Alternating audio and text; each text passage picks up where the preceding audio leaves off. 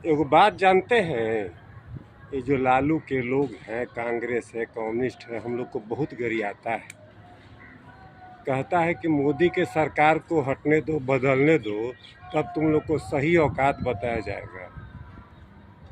हम वो लोग से पूछे, बार बार पूछे कि अरे भाई, मोदी की सरकार कैसे जाएगी? जहाँ जाइए वहीं मोदी का जय जयकार हो रहा है, दुनिया उसी को पूछ रही है। सभी के लिए उसने काम किया है, विकास का काम किया है। गरीब हो, दलित हो, पिछड़ा हो, अगड़ा हो, जंगल का हो या कॉरपोरेट का हो, सबके लिए काम किया है। फिर सरकार कैसे जाएगी? तो लोग कह रहा था कि बहुत गर्मी है, तुम लोग काम ईवीएम में गिनाएगा कि वोट गिनाता है? अब वोट देने तुम लोग जाता नहीं है। इतना गर्मी है, गर्मी में तुम लोग निकलेगा नहीं, और निकलेगा नहीं तो वोट डालेगा नहीं। तुम लोग बूथ पर नहीं रहेगा तो तुम लोग वाला भी वोट हम ही डालेंगे। तो जब ईवीएम खुलेगा तो मेरा ही वोट न गिनाएगा, तो तुम लोग हारवे न करेगा इलेक्शन, चाहे तुम्हारा लाख समर्थक काहे नहीं हो। और हम बताएं, हम नालंदा लोकसभा के प्रभारी भी हैं, वहाँ भी क्षेत्रों में कह रहा था कि ये सर, यहाँ तो पूरा गर्दा उड़ान वोट पड़ेगा मोदी जी की।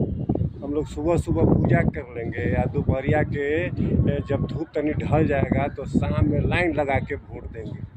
हम कहेंगे रे मर्दे, ये शाम कब होता है? 5 बजे 6 बजे के बाद सूरज ढलता है, तो उसके बाद तो बूथे पर जाके क्या करेगा?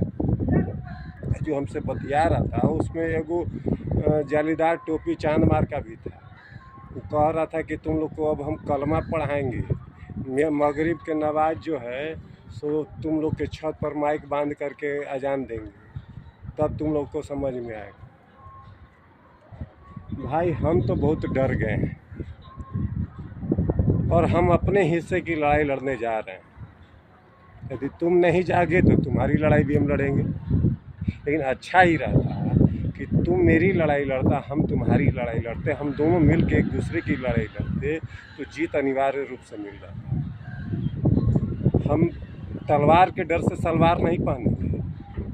हम अपने छत पर माइक बंधवा के अजान तो नहीं पढ़वाएंगे। हमको अयोध्या जाना है, मक्का नहीं। हम अपने शरीर के छोटे से भाग पे चाकू चलवाने से बेहतर समझते हैं कि गर्दन को तलवार चलवाना।